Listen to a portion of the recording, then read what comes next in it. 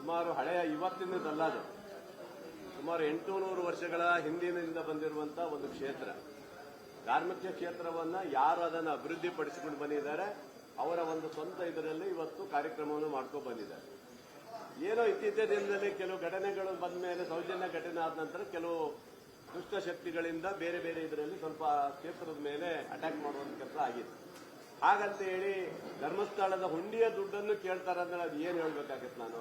ಯಾಕೆ ಇವ್ರ ಮನೆಯದಾದ್ರು ಭಕ್ತಾದಿಗಳು ಕ್ಷೇತ್ರ ಕೊಟ್ಟಿದ್ದಾರೆ, ಕ್ಷೇತ್ರದ ಅವ್ರು ಏನ್ ಮಾಡ್ಬೇಕು ಅವ್ರು ಮಾಡ್ಕೊಳ್ತಾರೆ, ಅವ್ರು ಬಿಟ್ಟಿದ್ದದು. ಅದನ್ನ ಸರ್ಕಾರ ಕೊಡಬೇಕು ಅನ್ನೋದಿಲ್ಲ. ಸರ್ಕಾರ ಕೊಡಬೇಕಂದ್ರೆ ಮುಜರಾಯಿ ಮಾಡ್ಬೇಕಾಗತ್ತೆ. ಮುಜರಾಯಿ ಮಾಡುವಂಥದ್ದು ಪ್ರಶ್ನೆನೇ ಇಲ್ಲ ಅದಲ್ಲ.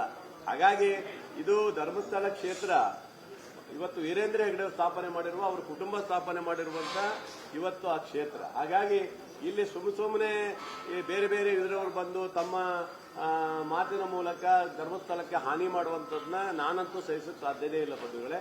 ಇದು ಆಗೋದಿಲ್ಲ. ಯಾವ ಕಾರಣಕ್ಕೂ ಅವರ ಹುಂಡಿಗೆ ಬಂದಿರುವ ಹಣವನ್ನ ಧರ್ಮಸ್ಥಳ ವೀರೇಂದ್ರ ಹೆಗ್ಡೆ ಅವರ ಸಂಸ್ಥೆಗೆ, ಅವ್ರದ್ದು ದೇವಸ್ಥಾನ ಕಮಿಟಿ ಇದೆ ಅದಕ್ಕೆ ಹೋಗಿರುತ್ತೆ. ಹಾಗಾದ್ರೆ ಈ ನಾಡಿನಲ್ಲಿರುವಂತಹ ಬಹಳಷ್ಟು ದೇವಸ್ಥಾನಗಳಿದೆ, ಹುಂಡಿ ಹಣವನ್ನ ಇವ್ರು ಯಾರು ಕೇಳಿದಾರಾ? ಯಾರು ಕೇಳಿದ್ದಾರೆ? ಆದ್ರೆ ಕೇಳಿದ್ರು ಒಬ್ರು ಮಾತ್ರ ಮಾಡಿದ್ದು, ಯಾರೋ ಈ ಯಡಿಯೂರಪ್ಪ ಮಕ್ಕಳು ಮಾತ್ರ ಸಿಗಂದೂರು ದೇವಸ್ಥಾನ ಹುಂಡಿನ ಸರ್ಕಾರಕ್ಕೆ ಬರೆದ್ರು, ಪಾಪಿಗಳೆಲ್ಲ ಸೇರ್ಕೊಂಡು. ಅಂದ್ರೆ ಇವ್ರು ಎಂತರಿದ್ದಾರೆ ನೋಡಿ. ಒಂದು ಹಿಂದುಳಿದ ವರ್ಗದ ದೇವಸ್ಥಾನನೂ ಸಹ ಬಿಜೆಪಿಯವರು ಮುಜರಾಯಿ ಬರೀರಿ, ಅದು ಆ ಹುಂಡಿಯನ್ನ ಸರ್ಕಾರಕ್ಕೆ ಬರೀರಿ ಅಂತ ಹೇಳೋರು ಯಡಿಯೂರಪ್ಪ ಮಕ್ಕಳು ಮಾಡಿದ್ದಾರೆ. ಅಂದ್ರೆ ಇದೆಲ್ಲ ಏನಾಗುತ್ತಂದ್ರೆ ಅವರಿಗೂ ಗೊತ್ತಾಗಬೇಕು, ಇವೆಲ್ಲ ಅವರು ಮಾಡಿದ್ದಾರೆ. ಹಾಗಾಗಿ ಈ ತರ ಯಾವುದೇ ದೇವಸ್ಥಾನ ಇರಲಿ, ಅವರ ವ್ಯಾಪ್ತಿ ಬರುವಂತ ದೇವಸ್ಥಾನಗಳನ್ನು ಅವ್ರು ಬೆಳೆಸಿರ್ತಾರೆ, ಅವ್ರು ಕಟ್ಟಿರ್ತಾರೆ. ಅವ್ರು ಮುಂದೆ ಏನ್ ಮಾಡಬೇಕು, ಎಜುಕೇಶನ್ ಇನ್ನೊಂದು. ಇವತ್ತು ಧರ್ಮಸ್ಥಳದ ಹೆಗ್ಡೆಯವರೇ ಸುಮ್ಮನೆ ಕೂತಿದ್ದಾರಾ?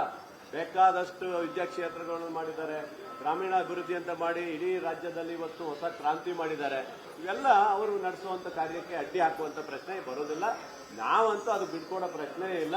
ಅವ್ನು ಯಾರು ಮಾತಾಡಿದ್ರೆ ಅದು ವಾಪಸ್ ತಗೋಬೇಕಂತ ನಾನು ಹೇಳ್ತೀನಿ. ಯಾರೇ ಧರ್ಮಸ್ಥಳಕ್ಕೆ ಹೋಗ್ಬೇಕು, ನಾವು ಹೋಗ್ತೀವಿ, ಹೋಗಲ್ಲ ಅಂತೆಲ್ಲ. ಸ್ವಲ್ಪ ಮಳೆ ಜಾಸ್ತಿ ಆಗಿದೆ, ಕಮ್ಮಿ ಆದ್ಮೇಲೆ ನಾವು ಸಹ ಧರ್ಮಸ್ಥಳಕ್ಕೆ ಹೋಗಿ ವೀರೇಂದ್ರ ಹೆಗ್ಡೆ ಅವರಿಗೆ ನಾವು ನಿಮ್ ಜೊತೆಗಿದ್ದೀವಿ ಅಂತ ಹೇಳಿ ಅವ್ರಿಗೆ ಧೈರ್ಯ ಕೊಡುವಂತ ಕೆಲಸ ನಾವು ಮಾಡ್ತೀವಿ. ನನ್ನ ವೈಯಕ್ತಿಕವಾಗಿ ನಾನೊಬ್ಬ ಧರ್ಮಸ್ಥಳದ ಭಕ್ತಾದಿಯಾಗಿ ನಾ ಹೋಗಲಿಕ್ಕೆ ಏನು ಅಭ್ಯಂತರ ಇಲ್ಲ. ನಾನು ಯಾವತ್ತೂ ಧರ್ಮಸ್ಥಳಕ್ಕೆ ವರ್ಷಕ್ಕೆ 2 ಸರಿ ಹೋಗ್ತೀನಿ. ಅದರಲ್ಲಿ ಈ ಸರಿ ಒಂದ್ಸರಿ ವಿಶೇಷವಾಗಿ ಹೋಗೋಣ ಅಂತ ಇಷ್ಟ. ಅವೆಲ್ಲ ನೋಡಿ ಅವೆಲ್ಲ ತುಂಬಾ ಡ್ರಾಮಾ. ಅವೆಲ್ಲ ಸುಮ್ಮನೆ ರಾಜಕೀಯ ಬಿಂಬಿಸಕ್ಕೋಸ್ಕರ, ತಮ್ಮ ಒಂದು ರಾಜಕೀಯ ಚಟುವಟಿಕೆಗೋಸ್ಕರ ಇವೆಲ್ಲವನ್ನ ಮಾಡುವಂತ ಕೆಲಸ ಬಿಜೆಪಿಯವರು ಮಾಡ್ತಾರೆ. ಇದು ಬೇಕಿತ್ತಾ? ಇವೆಲ್ಲ ಯಾಕೆ ಮಾಡಬೇಕು? ಈಗ SIT ಸ್ವಾಗತ ಮಾಡಿದ್ರಿ ಅಲ್ವಾ? ಎಲ್ಲವನ್ನೂ ಮಾಡಿ ಈಗ ವೀರೇಂದ್ರ ಹೆಗ್ಡೆಯವರೇ ಹೇಳಿದ್ರೆ SIT ಇಂದ ಸ್ವಾಗತ ಮಾಡಿದ್ವಿ ಅಂತ ಹೇಳಿದ್ಮೇಲೆ ಇವ್ರದ್ದೇನು ಕಥೆ ಏನು? ಯಾರೋ ದುಷ್ಟಶಕ್ತಿಗಳು ಮಾಡಿದ್ದ ನಮ್ಮ ಸರ್ಕಾರ ಮೇಲೆ ಹಾಕ್ಲಿಕ್ಕೆ ಇವ್ರಿಗೆ ಯೋಗ್ಯತೆನೇ ಇಲ್ಲ. ಇವರಿಗೆ ಯಾವ್ದು ಯೋಗ್ಯತೆ ಇಲ್ಲ. ಅದೇ ಹೇಳಿದ್ನಲ್ಲ, ಯಡಿಯೂರಪ್ಪನ ಮಕ್ಕಳು ಸಿಗಂದೂರು ದೇವಸ್ಥಾನಕ್ಕೆ ಹೋಗಿ ಹುಂಡಿಯನ್ನ ಇವತ್ತು ಮುಜರಾಯಿ ಮಾಡಕ್ ಹೋಗಿದ್ರಲ್ಲ, ಅದಕ್ಕೆ ಅವತ್ತು ಯಾರು ಕೇಳಲಿಲ್ಲ ಇವರಿಗೆಲ್ಲ. ಹಾಗೆ ಇವೆಲ್ಲ ಯಾವುದೇ ಕ್ಷೇತ್ರ ಇರಲಿ, ಯಾವುದೇ ಒಂದು ದೇವಸ್ಥಾನಕ್ಕೆ ಯಾವುದೇ ಸರ್ಕಾರ ಕೈ ಹಾಕಬಾರ್ದು ಅಂತ ಹೇಳ್ತಾ ಇದ್ದೇನೆ. Thank you. ನೋಡ್ರಿ, ಇವ್ರದ್ದು ಇದೆ ಸ್ವಾಮಿ. ಹರ್ಷನ್ ಕೊಲೆ ಕೇಸಿಂದ ಶುರು ಮಾಡಿದ್ರು, ಪ್ರವೀಣ್ ಹತ್ಯೆ ಕೇಸಿಂದ ಶುರು ಮಾಡಿದ್ರು, ಹಿಂದುತ್ವ ಅಜೆಂಡಾ ಹಿಡ್ಕೊಂಡ್ರು. ಯಾವ ಹಿಂದೂಗಳು ಸತ್ತರೆ ಸಾಕು ಅದನ್ನು ಹಿಡ್ಕೊಂಡು, ಯಾರೇ ಒಬ್ಬ ಕೊಲೆ ಮಾಡಿದ್ರು ಸಹ ಕಾಂಗ್ರೆಸ್ನವರು ಮಾಡಿದ್ರು ಅಂತ ಹೇಳ್ಕೊಂಡು ದೊಡ್ಡ ಪ್ರಚಾರ ಮಾಡ್ಕೊಂಡು ಬಂದ್ರು. ನೀವು ಎಲ್ಲಿ ಬಂದ್ರಿ? 66 ಸೀಟಿ ಬಂದ್ರಿ ನೀವು. ಅಂದ್ರೆ ಇದೆಲ್ಲ ಎಷ್ಟು ದಿನ ನಡೀತದೆ ಇವ್ಯಾವುದೂ ನಡೆಯುವುದಿಲ್ಲ. ಸುಮ್ಮನೆ ಗೊಂದಲ ಸೃಷ್ಟಿ ಮಾಡೋದನ್ನ ಬಿಡಿ, ಗೊತ್ತಾಯ್ತಾ? ಇವ್ರಿಗೆ ಏನಾಗಿದೆ, ಏನಾದ್ರು ಪ್ಲಾನ್ ಮಾಡಿ ಮತ್ತೊಂದ್ಸರಿ ಹಿಂದುತ್ವವನ್ನು ಬೆಳೆಸ್ಕೊಂಡು ರಾಜ್ಯದಲ್ಲಿ ಹೋಗ್ಬೇಕಂತ ನೀವು ಇವರಿಗೆಲ್ಲ ಪ್ಲಾನ್ ಮಾಡಿದ್ರೆ. ಯಾಕಂದ್ರೆ ನಿಮ್ಗೆ ಗೊತ್ತಲ್ಲ, ದೇವಸ್ಥಾನಗಳು ಧರ್ಮ ಇಟ್ಕೊಂಡ್ರೆ ಸಾಕು ಇವರಿಗೆ, ಅದೇ ದೊಡ್ಡ ಅಜೆಂಡಾ ಇವರಿಗೆಲ್ಲ. ಅದೆಲ್ಲವನ್ನ ಬಿಡಬೇಕು.